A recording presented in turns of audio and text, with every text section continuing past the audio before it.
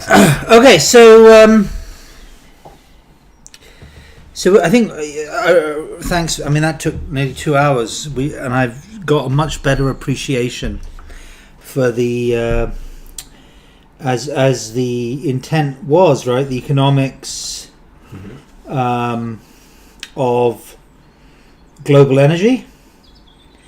Yeah. And before we transition, I wanted to, I've just put your dashboard page back up again.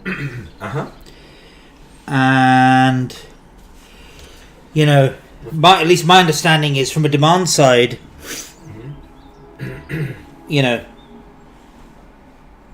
it's going to be pretty much steady as it goes. Yeah, to a large extent. Right, couple of points of growth per annum. But it's left pocket, right pocket.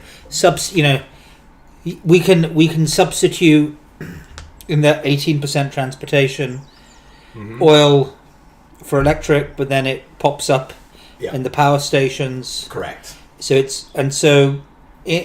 Anyway, and then we can become more efficient. Yada yada yada. We may squeeze demand by 20% max net.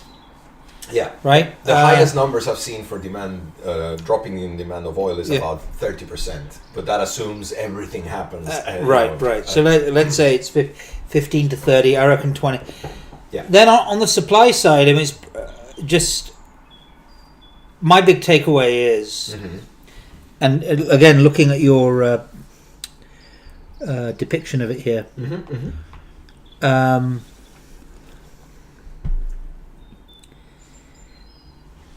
That I think you said that we're basically Winston Churchill, 1919, 20th century transition from coal to oil, and now we're going to go from oil to gas. Correct. That's right. In a nutshell. The other thing I think that I've learned as well is just like looking at the supplies of oil and gas, etc., is a lot of those hotspots, Russia, Middle East, and maybe Venezuela, they ain't going anywhere soon.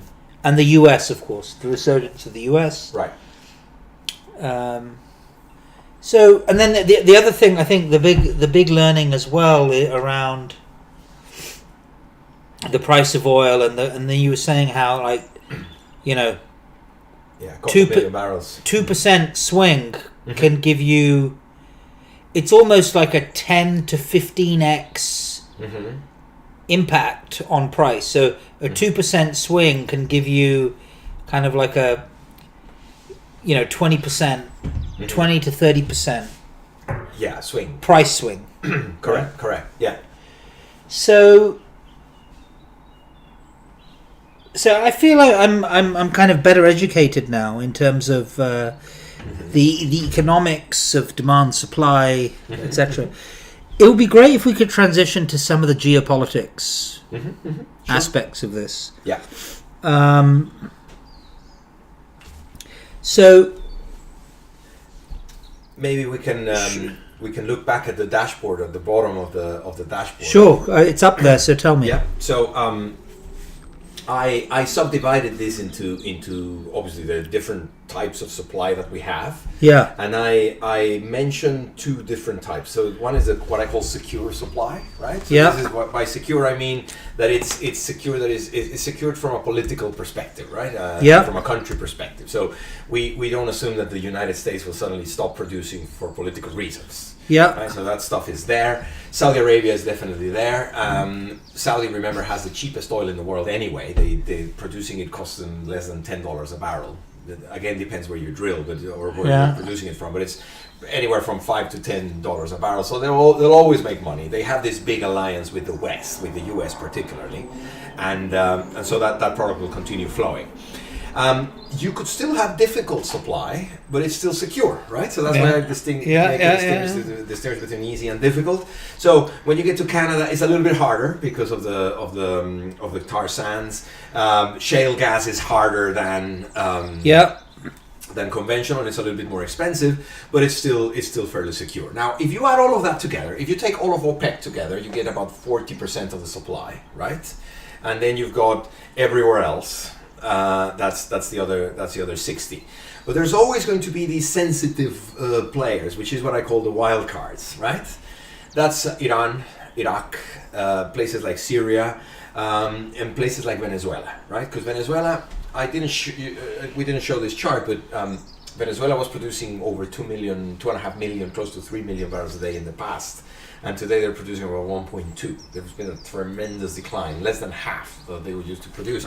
And it's ironic because they're even below their accepted quota in OPEC, right? Their quota is close to 2 million, just below 2 million, and they're way down. So this is money that they could be selling it, but they're not getting it for all the problems we discussed. So do you have a chart of production by country? The one I have the one for Venezuela, which is if you go back to but not by the 95 broken down by country. No, I don't. We have the data in the page, but okay, not a chart. Yeah, no. okay.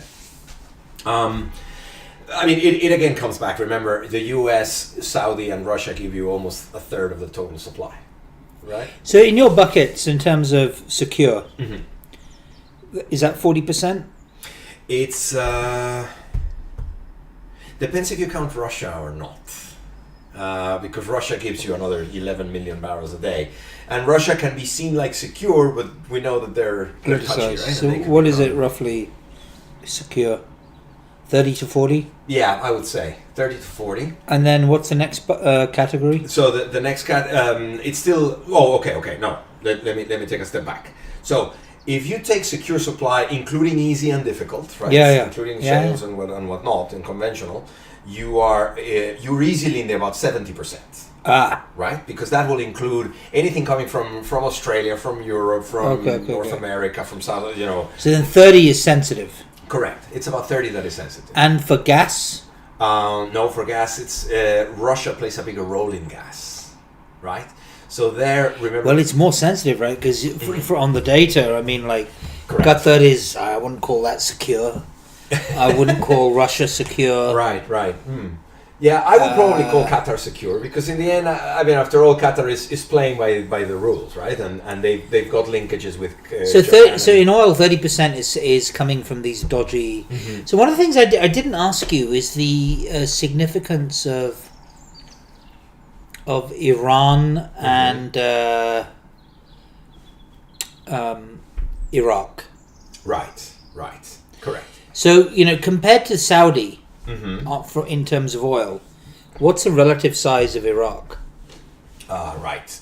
Kind of reserves and production. Yeah, it's still in the top 10. I'll tell you the reserves. I have them right here. Production is very low. Production could be a lot higher, but they just haven't got their act together. So let me just tell you.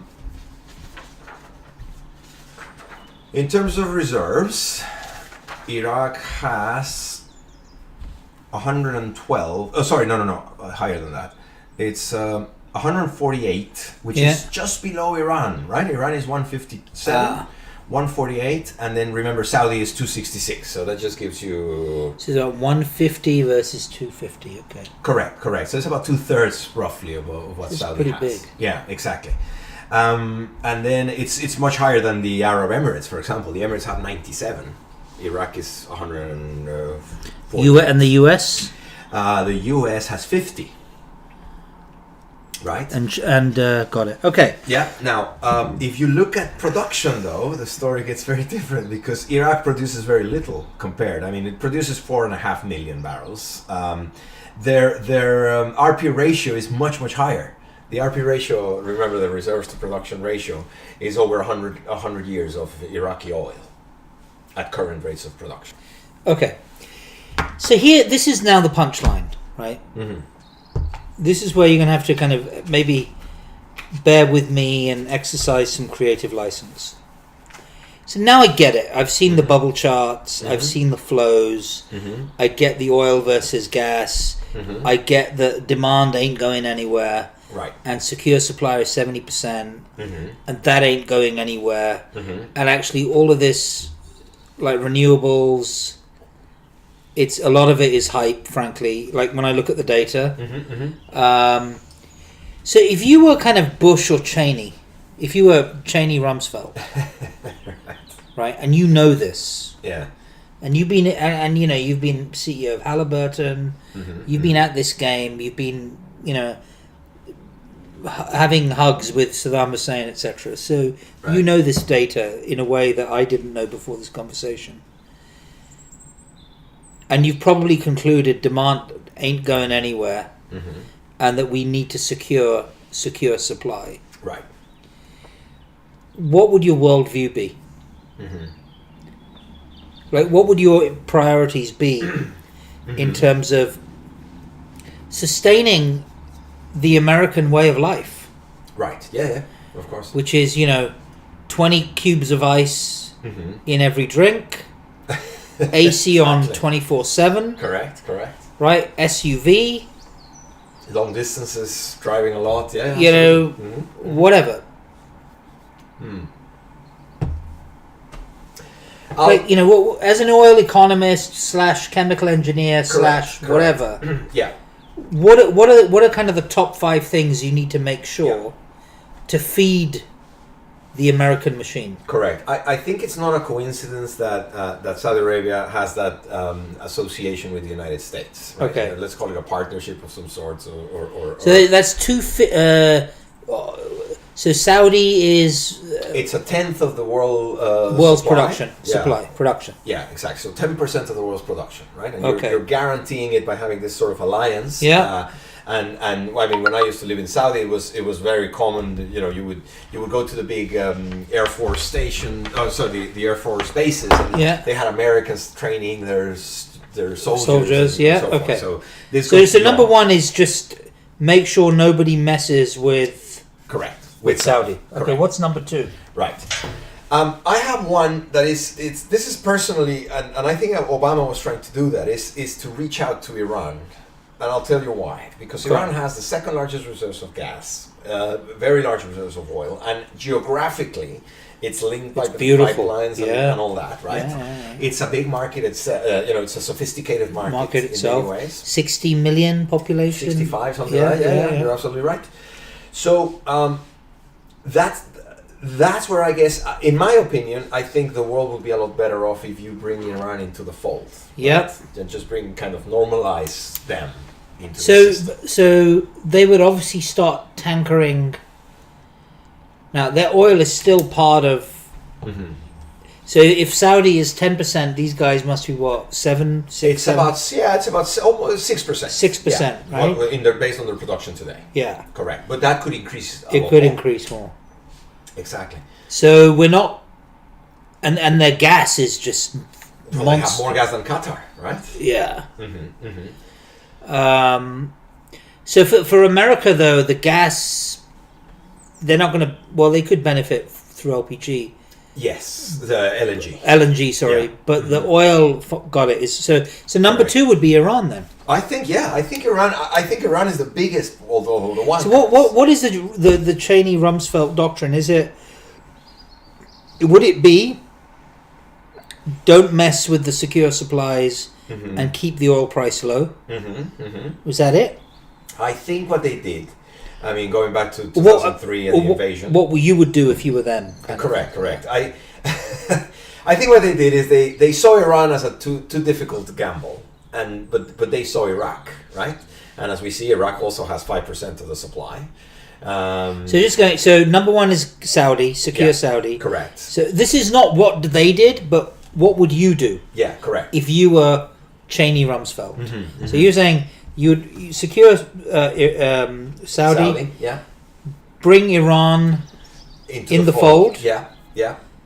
Secure Iraq. Well, I think it's either or. I don't think you could do both, right? Okay, so one of those two, Iran or Iraq. And that's what I think. I mean, if it had been me, I would probably have chosen Iran. But what I think Cheney and Rumsfeld did is Iraq. They chose What's Iraq. What's the third imperative? So we're still oil focused right now. No, absolutely, and in the end, it always drives everything else. I think Venezuela plays a bigger role too, right? it's not by accident that the refiners who can process Venezuelan oil are all in the States. I mean, for many decades, that was the deal. You even had PDVSA used to be part owner of Citgo, which is one of the big refiners in the States. They had that as part of the idea for the thirst of the American economy. And then from oil, so we've got 10% from number one, Saudi. Yeah. You've got 12% locked up in Iran and or Iraq. Correct. With potential to grow. With potential to grow, so that's like 20, 25. What Venezuela gives you the reserves, not necessarily the production, because today they're producing 1%. But it could be again a 6-7%. If you bring it up, yeah. So you could get to 30%. Correct. From just those three. Yes. Plus your own production, which is another 10%, right? Because the US itself gets you to 40. 13 million. And then who else is there on the oil stage? Right. Well, you have a lot of the sort of I'm going to call it the well-behaved producers, right? Yeah. Whether they're from OPEC or not. But you've got you've got Mexico, Malaysia, Indonesia, and all these countries that are producing stuff, right? What does that add up to? 2, 3, 4 barrels, 2, 3, 4 million, or 1, 2, 3, 4, somewhere around that range. If you add them all together, you probably have another 20 million. Which is 20, just below 20%. Something like that. Yes. So let's say you get 50 plus 20, you're at 70. Yeah, I mean, these are people who are happy to play by the rules, and you don't have to go into Algeria or Libya. I personally think, Libya has really good oil, right, in terms of quality, but it doesn't move the dial. It's too small. Doesn't even have some big. All right. So and then from a gas perspective, what are the so there the imperatives on oil were one is obviously Saudi. Yeah. 2 and 3 is Iran and or Iraq. Correct. 4 was Venezuela. Yes. And 5 was just make sure everybody else plays ball. Correct. Yeah. And you can feed the machine. Now, from a gas perspective, it's harder. Well, first of all, because Russia, Iran, and Qatar, don't forget, those three have 50% of the reserves. Yeah? Got it. So you can't fuck with Russia. You well, can't. if you're America, do you give a shit about Russia? Because you're not going to get their gas. No. As you said, it's a local. Yeah, it is. And we got our own shale. Correct. Although remember, they're exporting, right? Remember how we saw that number was 0 and then it has been growing. Yeah. And one of the markets for the Americans is Europe. So they are playing that game to say, why don't we sell our gas into Europe? It's easy, it's close, right? Rather than having to go all the way out to. I mean, if I was Bush Cheney growing up through the Cold War, Rumsfeld Cheney, yeah, I would want to try and kind of short circuit Russia. I would try and export my gas to Europe. Correct. And then I would encourage Europe to use somebody else's gas. Right. Well, like an alternative to Gazprom. So who would that be? I mean, it would be Iran, wouldn't it? If you Iran or Qatar, one of the two. Correct. Yes. But so Qatar, you've got them. Remember, locked with Saudi Arabia there. But let's assume that you can clear that out, right? You still need to bring the gas to market. Now, don't forget. We didn't see it in the map properly, but I have a map of pipelines of the Middle East. You want to put Yeah, let's do that. Is that in the deck? Yep, I think it's the last slide in the deck. All right, I'm going to because this shows you a couple of interesting points.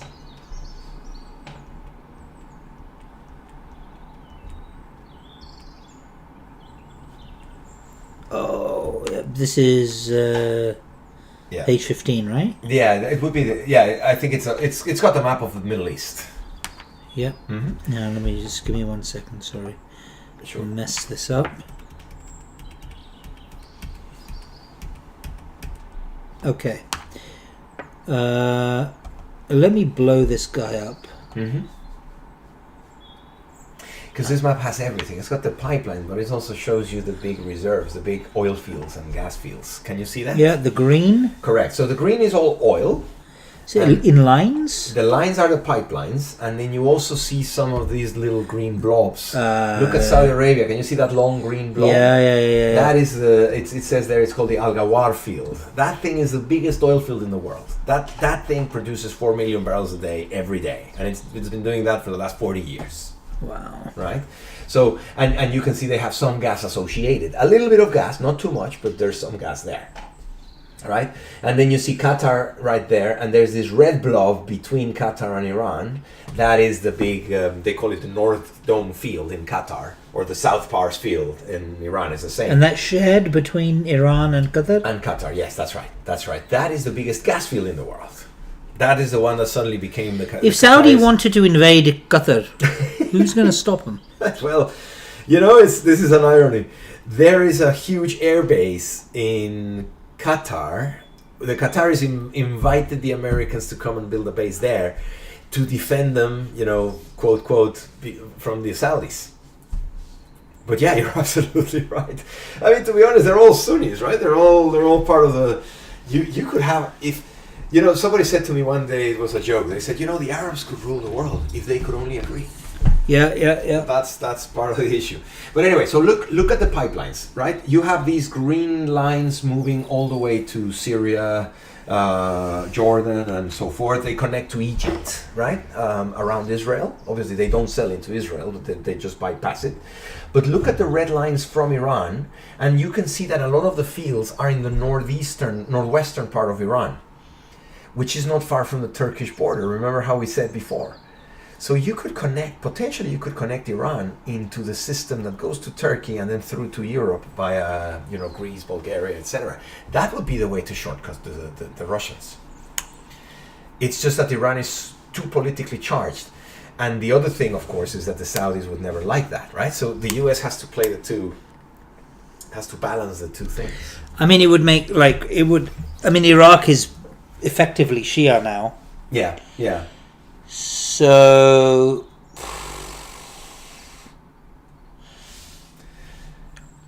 I mean, there's a Sunni Shia choice. Yes. But if you wanted, I mean, the Qatar gas. Mm-hmm. It's interesting, like why have the Americans sided with the Saudis? Mm-hmm. Historically, it's because that's where the Americans came in originally in the 30s and the 40s. And also, it's like a non-democratic correct monarchy, etc. Whereas in Iran, there's some form of democracy and whatnot. And always remember, all the investment in Iran originally was British. That's right. So it goes back to BP and the Anglo-Iranian. So the Americans came in a lot later, and then when they kicked them out, you know, after the Iranian Revolution. But getting back to the point, so from a gas perspective, mm-hmm. if I was Cheney Rumsfeld, I would want to create. I would want to interfere with Gazprom's mm-hmm. Kind of supply or demand, European demand for Gazprom. Right. And I could do that by getting Iranian gas piped through Turkey. Correct. Right, into Europe. Mm-hmm. Mm-hmm. Yeah. There's another variable here that it doesn't show it in this map, but it's important to mention it. There has been a recent discovery in the Mediterranean, just south of Turkey. It's supposedly a huge field. I don't know how big it is yet. Yeah. I think they're still sort of scoping it. But it is shared between Egypt, Israel, Lebanon, and Turkey. So just imagine and Cyprus, of course, right? So that will be it's basically on top of Cyprus somewhere. And so how are the Qataris? There's no pipeline from Qatar? No. Well, they're actually, it's interesting because they have a better relationship with Iran than they do with Saudi, and it's very close, right? So and it's very close to India as well. I mean, correct, yeah. No, I mean what the Qataris have done is basically build LNG's infrastructure. So that's it. So my first question, the Cheney Rumsfeld, I mean, it doesn't make sense why America has fighting with Iran. But as you said, maybe you can't be friends with both. I think it's a bit of that, and I mean, remember, both Israel and Saudi are knocking and saying, don't make friends with them, right? So we forgot the Israeli Jewish connection, but that's important too. So, what's your take on the talks of pipeline the importance of Syria in terms of pipelines from Qatar? Yes, I remember we talked about this first. I personally never saw it as a big issue. Well, of course, I mean, you go either via Syria or via Iran, right? But it's basically flat land. It's not you don't have huge mountains or anything like that. I suppose if you wanted to get to Turkey, you would always have to go either via Iraq or Syria or both, right? So that could be an issue if you want to avoid Iran. My understanding is the northern part of Iraq is mountainous. Is That's that true? Yeah. And but could you go from Qatar through Iraq without going through Saudi? Only via Kuwait. That would be the only way. Because there are a bunch of into Basra, right? You could do via Kuwait or via Iraq. Let me dig out. Let me dig out this.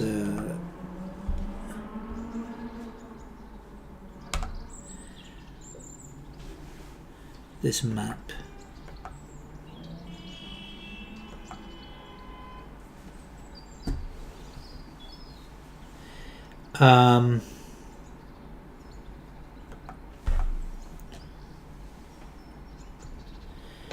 Let's copy.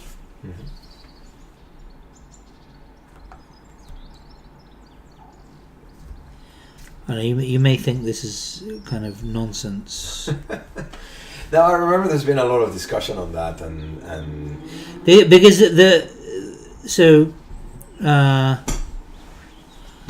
I suppose the question is going to be.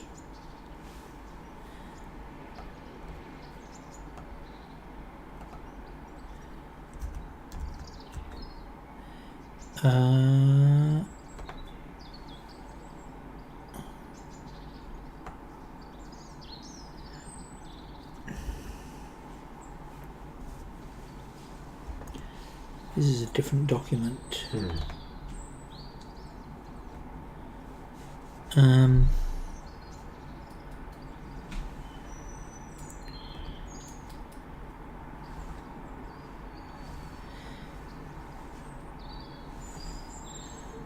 Okay.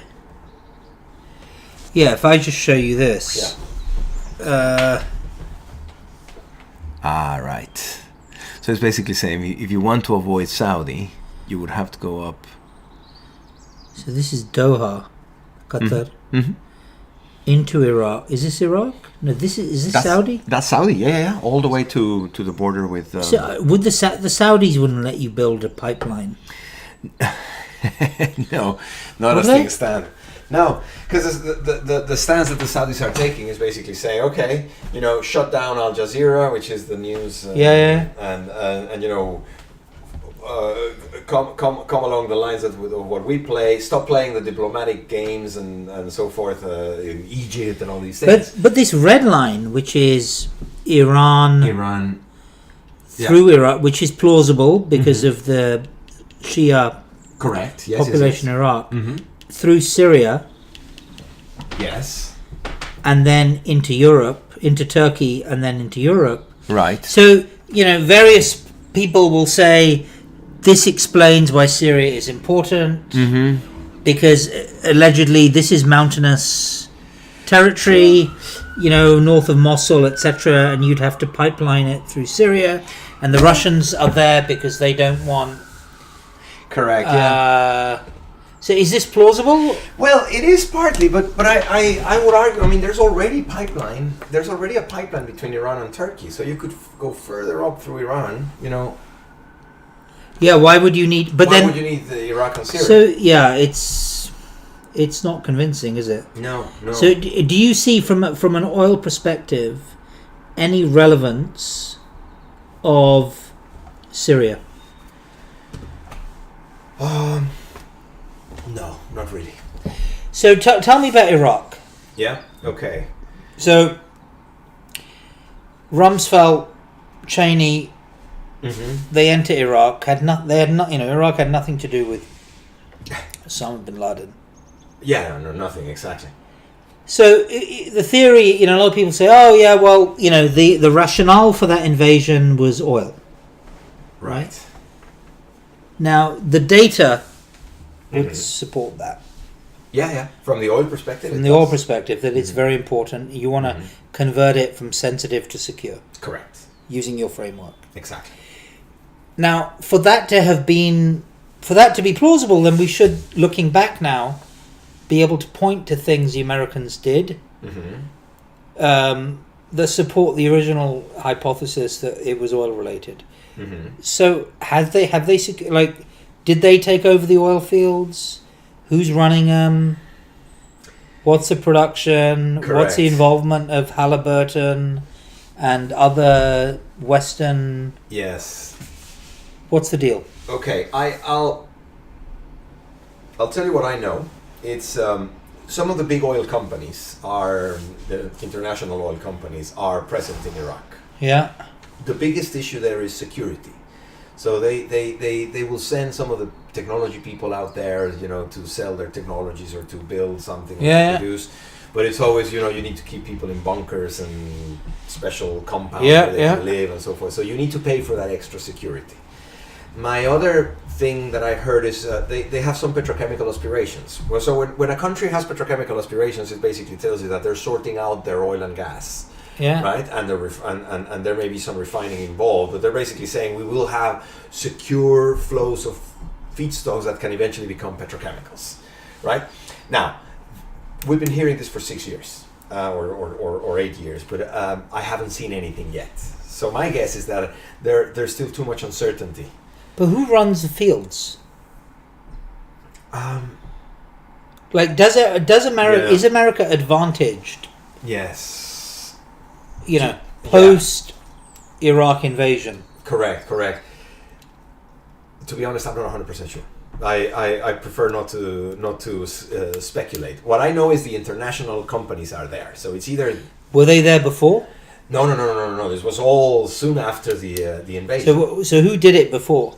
So before it was all Saddam Hussein and the national oil company, the national. So who in Iraq kind of controls the production? Right. Decisions.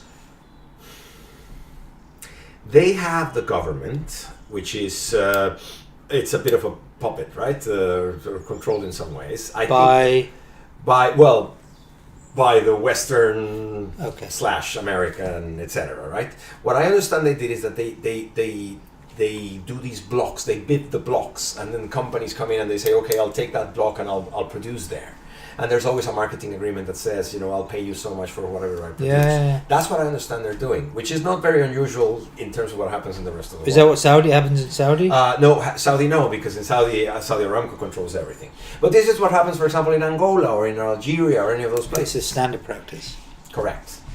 That's what I understand is going on. And that explains why the IOCs would go in, right? The international companies. Right, they wouldn't be there if those... Yeah. And those agreements didn't exist prior to the invasion? No, my understanding is that prior to the invasion, and I wasn't in all the detail before 2003, to be honest. I only started looking at this maybe 7 years ago. But the point is that in Iraq, it was the oil company, national oil company, a bit like it happens today in Saudi or in Iran, the famous NOC.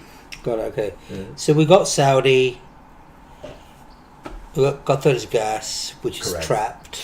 Yeah. We're not sure about Syria. Yeah, no. Because it doesn't have much research. It doesn't have much production. Yes, the geography may help, but again, it's not... So does Iran have an oil pipeline going to Turkey or a gas pipeline? It's a gas pipeline. But not an oil pipeline? No. I mean, according to the map we were looking at, there's no gas pipeline, oil pipeline, as far as I remember. There is also, don't forget, you have on the other side of the Caucasus, you've got, of course, the Russians in just north of the Caspian Sea. So you're not far from where all the action is, if you're already there in that point between Turkey and Iran. Yeah. And so what is the situation in Afghanistan from an oil perspective? Correct. Okay. So gas perspective. That's a good one. Yeah. The neighbors of Afghanistan have a lot of gas, right? Yep, Turkmenistan, Turkmenistan, right? And there's also some in Uzbekistan and so forth. Now, From my understanding, Yep. Afghanistan is much more important from the perspective of gold and platinum and all these other reserves. They have a lot of iron ore that goes into steel manufacturing and so forth.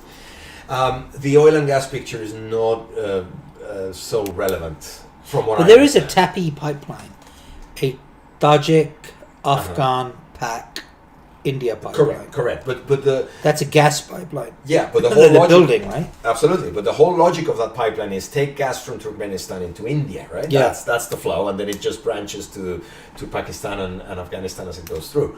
That's really the main thing. And also remember, there's also the mountains in the middle, right? Because prisoners of geography. But there's a space a little bit to the north of Pakistan and Afghanistan where there's no mountains. And it makes, that's why the nomads have been crossing that border for years, and they don't even care if they're in one country or the other. Yeah. That's where you could put that pipeline coming in. So you think maybe it's some precious metal? Yeah. So it's in other types of natural resources, but not so much in oil and gas. I mean, they don't show at all in the reserves we were talking about before. Got it. So then, let me just change this one here. Mm-hmm.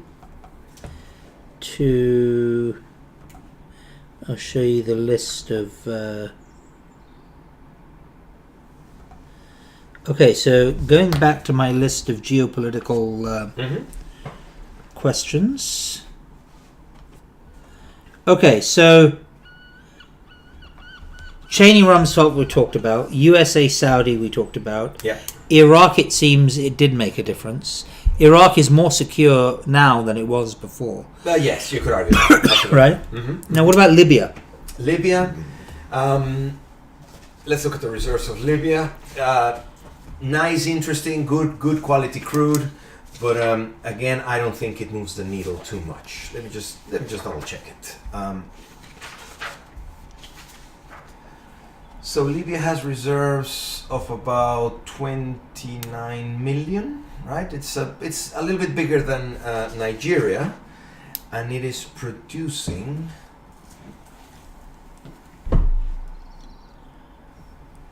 less than 1 million. Right, so again, I think it would be nice. But it's 1 million of light.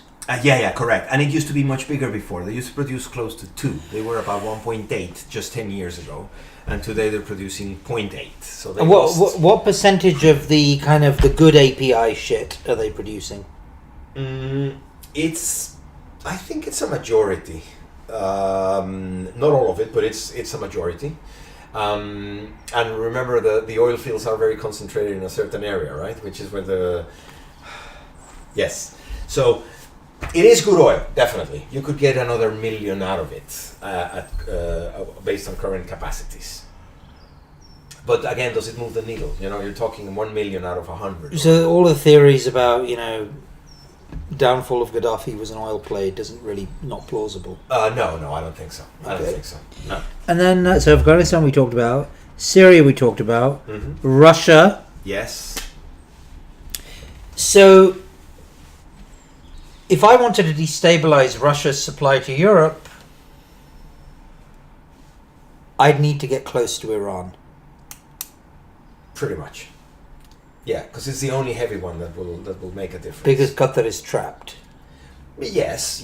Well, unless you could get the Qatari gas through Iran, right? Because if you make friends with Iran, you could also do the same thing, right? Right. But either way, you need to make friends with Iran. Correct. So, any idea why Trump is? So this is where the U.S. plays a role, and we didn't discuss this in a lot of detail. But remember, the U.S. is looking at the future, and they're saying, well, we've done this really well for the last 10 years. We should do more of it, right? Yeah. So they're starting to export both oil and gas, and this explains why they're looking at Europe as a potential market. Yeah. That's why Trump went to the United Nations 3-4 months ago. Remember, he was saying that Germany is making a big mistake, because of this Nord Stream 2 pipeline, which is basically tying Germany closer to Russia. And the US is saying, no, you should buy it from us instead. Right? But we don't know. The US doesn't have enough to give them. No. And doesn't have a way of delivering it either. Correct. Well, LNG, they're starting to build LNG and they're starting to move it. Correct. But I mean, they're not saying they'll do it today, but they're guaranteeing their market for the future. they'll just keep looking for it and find more, right? But it's not as big as Russia. They can never substitute Russia No. completely. That's a good point. Unless Mm-hmm. you get Qatari going via Iran and you have Iran Something like going that. through Turkey. Yeah, or Qatar going via Saudi. That's the other one. But the Saudis wouldn't let that, would they? No, because well, They could They actually. probably could if they could. Yeah, they manage this rift that they have right now with the Qataris. Because after all, they were all part of the same. Yeah. So then that would be a Saudi pipeline, but then it would have to go through Syria. So if the Qatari pipeline Yeah.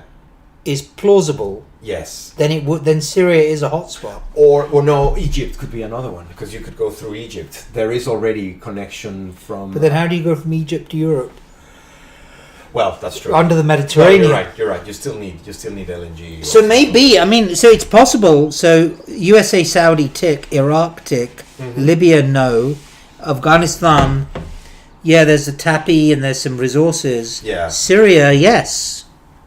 Well, yeah, you're right. That brings Syria a little bit back into discussion. Because some of the kind of bloggers out there are like, basically, the Qataris wanted to do a pipeline Mm-hmm. through Saudi Mm-hmm. and then get the flat, straight thing into Syria. Right. And then from Syria, I've been on that border from Syria to Turkey is like totally flat Yeah. up, and then you're done, Mm-hmm. and then you can basically mess with Gazprom in Europe. Right. But Assad He's a big friend of Iran and Russia. and Russia, Yeah, all his weapons. and the Russian and the Iranians are like, no, don't take their gas, take ours. Mm-hmm. But I don't know how that pipeline would come. No, because you had To Iraq Syria. in the middle. Yeah. Right. So maybe the Iranians are like, we don't want you. Well, maybe that's the thing. Mhm. They're like, we don't want you to be transporting Mm-hmm. Sunni gas. Mm-hmm. And the Russians are like, we don't want you to be messing with our monopoly Correct. Yeah. in yeah. Europe. Well, and don't forget, every bullet that the Assad regime has fired is Russian, right? They're supplying them with all the. So I mean, that's plausible that Russia is defending its what is it? What's it? Nord Stream 2. Yeah. Nord Stream 2, Yeah. Yeah. No, there is a bit of that, and Iran is protecting yeah. Mm-hmm. its own via Turkey Right. That could be. Yeah. route. It's a funny.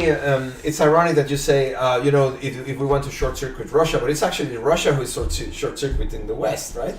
By doing these agreements with Germany. What I'm saying is like, when I say short, I mean just like Yeah. interfere with Gazprom's Mhm. market.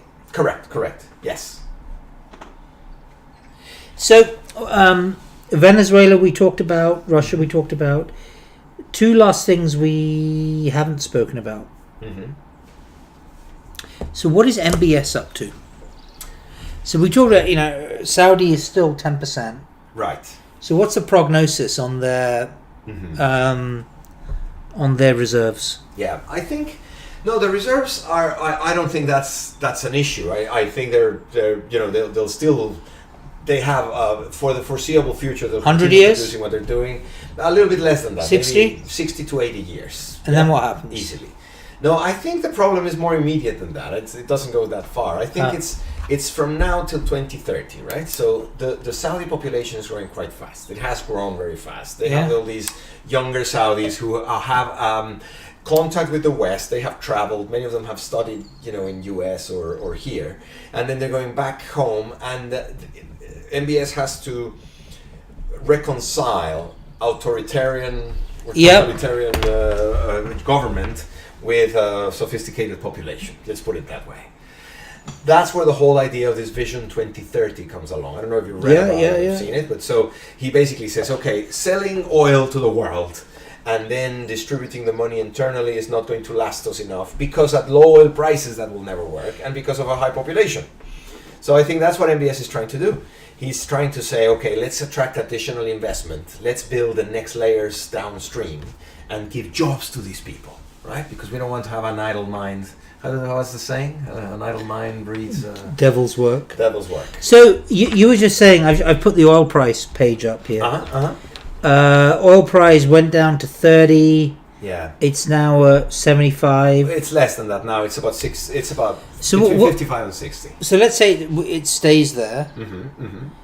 Right. What does that do to the Saudi kind of finances? Correct. So my that number has been changing over time. But my back in 2014, people used to say that Saudi needed a price of about $90 to balance the books.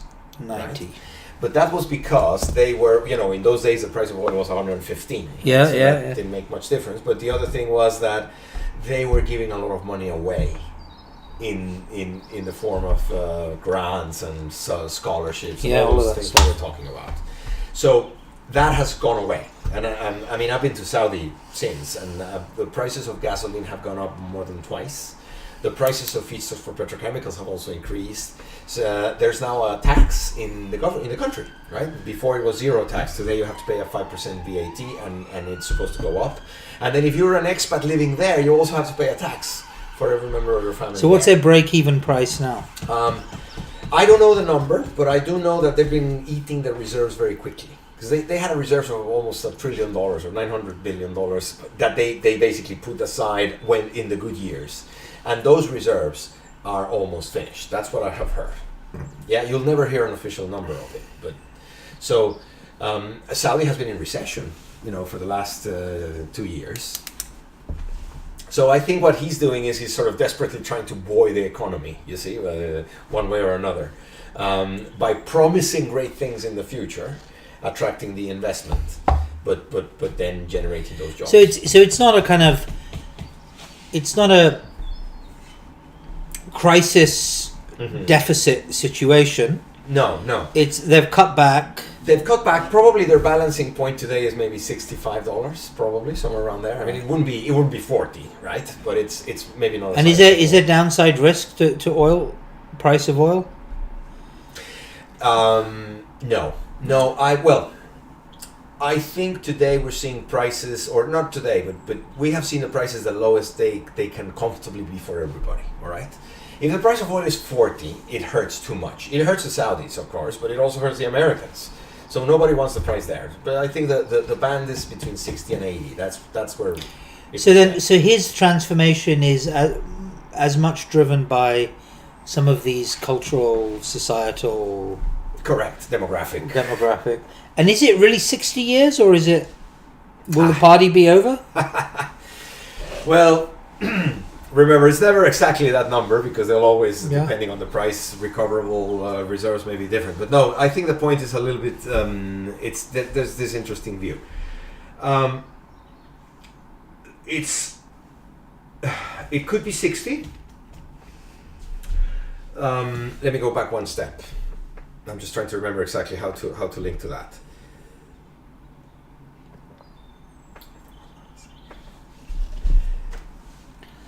If it is... So 60 years would be... It's 2020 now. 2080, right? Yeah. Or something like that. Right. So basically around then... You know what I think will happen? This is again my view.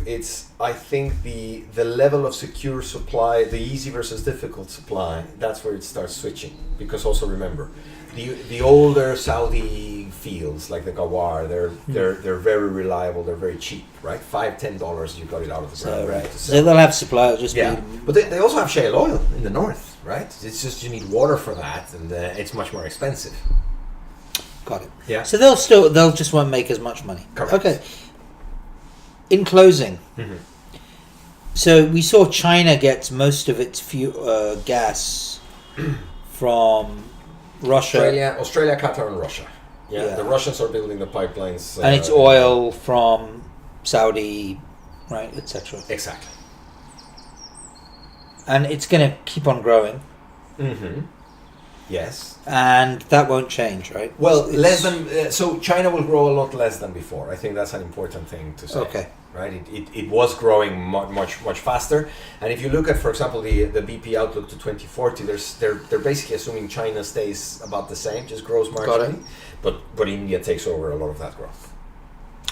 And India, okay. So so from a China-India perspective, the only major change I can see is maybe pipelines from Central Asia. Yeah, could be. And from Russia too. Remember, so go back to 2014. Remember when the Europeans and the Americans put sanctions on Russia the first time, and then Russia goes to China and says, "Why don't we build a pipeline?" They have been discussing that pipeline for 15 years, and they couldn't agree on the price. And then suddenly now there's a pipeline under construction, right? So that tells you the Russians, well, what they saw as a way to hedge, and the Chinese were happy with that too. So that trade can grow, and it can change the balance a little bit. Got it. Yeah, but you know what's funny? That's why they call it the Middle East, because it's right in the middle. It really plays that way. And I think it's going to become even more complicated. I had hopes that this conversation I'd conclude that demand would diminish and would be self-sufficient, and we wouldn't need Middle Eastern supply. That's kind of stupid thing to think. Well, I mean, I that's what I say. I think at current trends, that's how things look. Unless we find some major breakthrough in in battery technology or whatever, that suddenly but if that doesn't happen, I think that's the way it will play out. It will just be a slight decline like this. Renewables will grow from whatever they are today to 30%, which is great. It's nice. Global warming could be another big thing, right? I mean, if we start having major environmental catastrophes, that will change the perception, which is that other lever we were talking about. So, let's say that does happen. Yeah, I mean, you could imagine this group of youngsters, right? Yeah. I mean, the age of my son or whatever, who suddenly say, you know what, to hell with this. We're going to play by different rules from now on. And so you could have energy consumption per capita going down dramatically. Right, and then you have a completely different ballgame. I mean, we cannot see it because. You think these bastards are going to fucking consume less energy? I mean, I'm just. They can't. They can't live without their. They can't live without the Wi-Fi. That is true. You really think? Yeah, no, that's true. But I mean, that's where you can start playing with a few other things, and I perfectly well take your point when you said that the renewable world is not going to change this picture at all. But actually, this is remiss of me. I mean, I'm looking at the energy consumption, the sort of oil, coal, natural gas, renewables, nuclear. Correct. Let's say, global. I'm a global warm. I believe in global warming, climate change. So, if we wanted to halt that or reverse it, correct. What would we have to do to this pie chart? Well, you would have to favor gas over the other two. So you'd have to eliminate coal. Yeah, you still remember with gas you still produce CO2, but it's at least a lot cleaner than with coal. The problem is you also produce a lot of extra stuff that is undesirable. But the warming is being created is a CO2 thing. It's well, true. I mean, there's a few other things too. Some of the nitrogen oxides and stuff like that. But let's just focus on warm CO2. Yeah, correct. I mean, what would you do to this? What would you need to do to that? Correct. So this is where the famous carbon capture and storage is playing a big role, and a lot of people are promoting that, especially the older people, of course. But what the idea is to say, okay, you're going to produce electricity in power plants, you're going to use gas, you generate a lot of CO2 that is already fairly concentrated. So take that CO2 and put it underground and leave it there.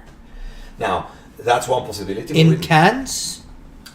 They do it in caverns or in old fields that are less utilized or not. You can store CO2 underground? Yeah, so you can inject it down there. In old oil fields? Yes. Yes. It doesn't seep out? Well, that's the thing. So nobody knows if it seeps. Obviously the people with the technology will tell you it doesn't seep. Now, in reality, it wouldn't seep too much because that's where the oil fields were formed, because they had these non-porous rocks that stop the seal. That's how the original fields were created. So the theory goes that if you put it there, but nobody knows the long-term consequences of that. Point number one. Yeah. Point number two.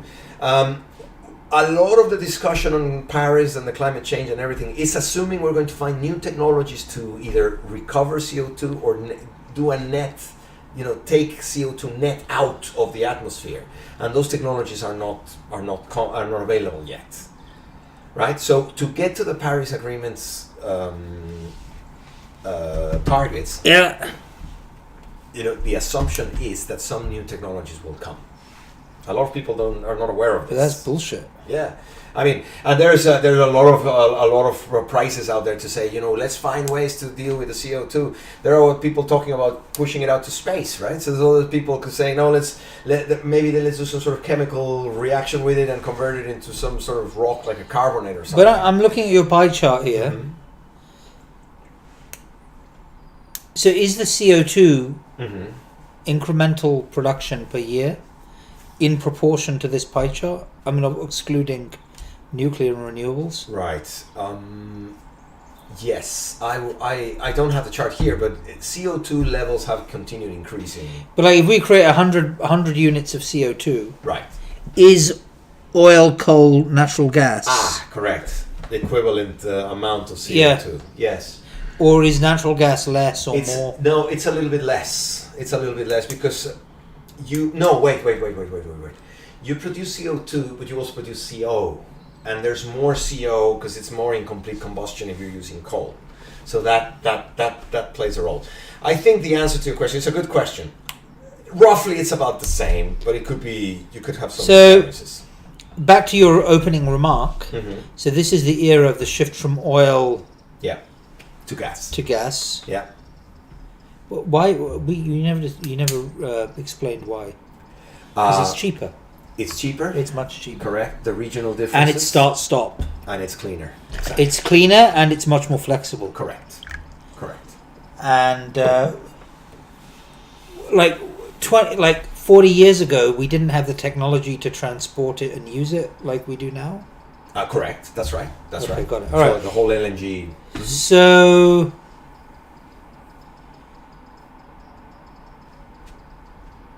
gas creates more CO2. Yes. But it's superior on many other dimensions. Correct. So your initial kind of hypothesis that this is going to be the transition, the new era, epoch of gas could mess with the environment even more. Well, not necessarily even more, but at least it doesn't necessarily help the environment, right? Unless you take into consideration, carbon capture, but also remember, I think of it like this: renewables like oil and solar and wind have more chance to grow under the wings of gas than they do under the wings of the others, right? That's a good point. They're complementary. Correct. And oil is CO2. So that would seem to be the threat of global warming, and this to your model, perceptual revolution. Correct. Against oil and gas. Yes. I mean, could nuclear take up the slack? Definitely. I mean, I think nuclear is a great idea. So what would it take? The gas or the oil? It would take. It would take obviously the coal. That would be the killer. Coal would go. Coal, yeah, and then it would potentially. But somebody has to take that piece, right? So nuclear would grow to take part of that coal. Yeah. And the rest would continue to be gas. It couldn't take oil though. No, not really, unless you do the transportation fuels, which is the other thing. It could take the 10%. Yes. A third of the oil. Correct. If it was all electric, powered off the grid, powered off a nuclear grid. Exactly. But gas is kind of here to stay. Yes. I don't have this chart, but it's a beautiful chart that basically compares how many people die in the production of coal, in the production of electricity from coal, gas, oil, different types of coal, whatever, and nuclear. And the one where less people die is with nuclear. Yeah. The problem is, you have these accidents, they have very high profile. So, but I think it's stupid to let go of nuclear. I think we should. We have to. What about solar then? No. Solar is good. It's just the variability and the cost. We haven't talked about costs of renewables, but most of the renewables are becoming competitive on a dollar. Do you have cost? I do. I have a chart in the deck. Yeah. So please let's go there. Just before the map you were just showing, go up 2 or 3 slides, and it's just indicative, but it helps understand how costs have been dropping. Yeah, this one, right? Yeah, that's exactly right. So you can see at the band on the bottom, and again, they're using different units. They're using US dollars per megawatt hour. But basically, you can see the range of fossil fuels is between 50 and 150, let's say, right? Pretty much everybody is already within that range. All right? And the funny thing is, if you had seen this 10 years ago, you would have been a lot higher. So, technology continues to improve. And then, just for the sake of argument, go to the next chart, because this is a really good one too. Can you see how investments in renewables have grown? In 2004 they were 50 billion, and in 2015 they were 250 billion. So they went up 5x in that period. So getting back to these costs, what PV is solar PV? Yeah, so that's photovoltaic. That's a solar panel that just receives the cost directly from the sun. The light. Oh, solar thermal is you heat water or something? That's right, exactly. So you have all these. You have an array of mirrors that are pointing at a certain area. And why is the range so big for the costs? Because the most important thing with solar is the angle, right? The angle at which you receive the sun. And one of the countries that has the biggest amount of solar power is Germany, and the angle is not there, right? So the angle is very... you want to have, ideally, a larger angle, right? So the best place to locate your solar would be Saudi or the Sahara Desert, correct? So you want to be within the tropics. But so that's why you get so much range, so many ranges, because it depends on where you are and the time of the year and so forth. And... Is it plausible to distribute solar generated in the tropics? Mm-hmm. Yeah, well, you could put a huge solar array in the Sahara Desert, and then have ship it across to Europe. You can transport it. The problem is transporting electricity. You lose it along the way. So you need to. Has anyone done the math on that? Like what the cost per? Your equivalent to the 2 to 3 to 9 for gas. The correct. Maybe somebody has done it, but I haven't seen it, so I couldn't compare the cost. But I remember reading in a book some time back. This book was called, what was the name? No, it was called something without hot air. Something like clean energy without hot air. Beautiful book. And basically this guy was saying you need an area of X square kilometers under the sun in the desert, and you could power most of Europe, or you could substitute a lot of the hydrocarbons you use in Europe. So it can be done. It's not a huge. Is that kind of scenario in your kind of you were saying 30%? Mm-hmm. Right. Well. Is that what you'd need to do to get to that level, or would that be above and beyond? That would be above. Yeah. No, my scenario was basically saying whatever we're doing today, just do a lot more of it. So going back then to the energy consumption, or production. Mm-hmm. So there is a way out of it, right? You replace the whole of coal with nuclear. Correct. And you replace at least a third to half of the oil. Correct. With electric. That's right. Which would become nuclear. Yes. And renewable as well. Mm-hmm. Yeah, and you keep using the. So let's say 30 plus 15, 45. So nuclear needs to become 50. And then you go gangbusters on renewables. Right. You do solar arrays in the Sahara. Right. You know. Yeah, all sorts of... you can So also do... Remember this? I mean, we haven't really talked about electricity, and it's not an area that I know so well, but it's, there's also the idea of, do you want to be on the grid, or do you want to have mini-grids? Or do you want to have, standalone sort of areas? Especially when you're talking about places in Africa where there's no grid in thousands of... So really the chart of the future, right, would be... Yeah. It would be the 30% coal... Right. And the 15 to 20% of the oil of the oil, correct, becomes nuclear. Correct. So you got 30 plus 15 plus the original 5 of nuclear gets you to 50% nuclear. Like that. Yeah. And then you split. So you get 50% nuclear, 15 to 20% renewables. Correct. Yes. Which is already assuming you're doubling what we have today, right? Yeah, you double it. Let's say triple it, 30% renewables. Correct. So it's 50 plus 30. And that's the highest scenario, which we're saying. And then 20% gas. Yeah. And gas is playing the swing capacity. Correct. By doing that, if you get 20 to 30% gas,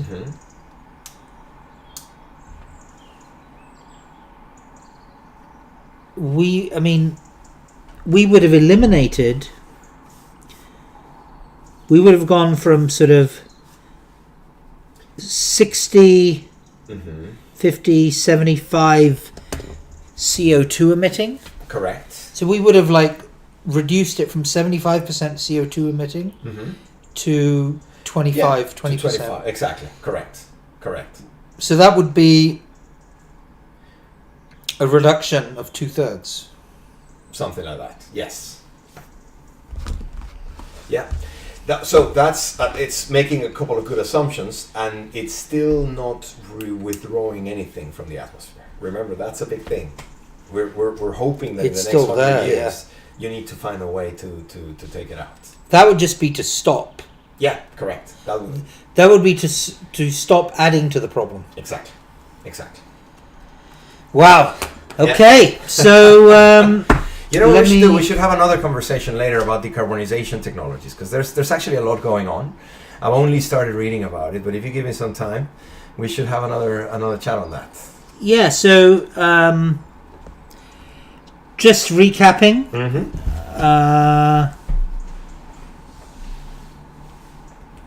So we've talked about the supply, oil production, reserves, quality, country. Yeah.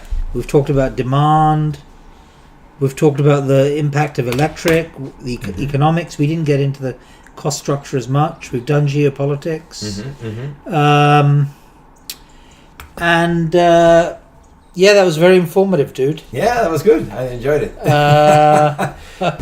And I'll try and get some of the other data off of you. Yeah. My own view is, I think I suppose this level of analysis is important, because I think what might be useful is to augment this with the kind of the CO2 picture, yes, picture, and the global warming picture, yes, so that we can make the link. Yeah, because we're just looking at the world from the perspective of where we're sitting right now, right, in the world we know. It was a kind of like our supply, demand, and geopolitics. Correct. I think we've covered that. Yes. And then we talked a little bit about perception. But I think I suppose what's missing on the page is the environment. Yeah. And I that's true. As a separate thing to the perception. Exactly. Human perceptions. So maybe that would be worthwhile, is to have a conversation about the environment. I know climate change deniers. See, but it might be good if maybe we find somebody who's a climate change specialist. Exactly. And then kind of do that plus the translation to like what is plausible from changing the pie chart. Correct. Because I think it's more kind of like, as you were saying, it's a dramatic reduction in incremental carbon in the atmosphere. What would we need to do? Yes. And therefore, what would you need to believe to achieve that? Correct. But then there's a second topic which you raised, which was how the hell do we get the carbon that's in the atmosphere out? Oh, exactly. So maybe that would be the next conversation. Yeah, all right. Sounds all good. right, well, thank you very much. We're going to stop now and then hopefully upload this and see what happens. Excellent. So this is like, we're now at 1 hour 9. So we've been gassing for 3 hours. All right. All right, you need a drink. Bye.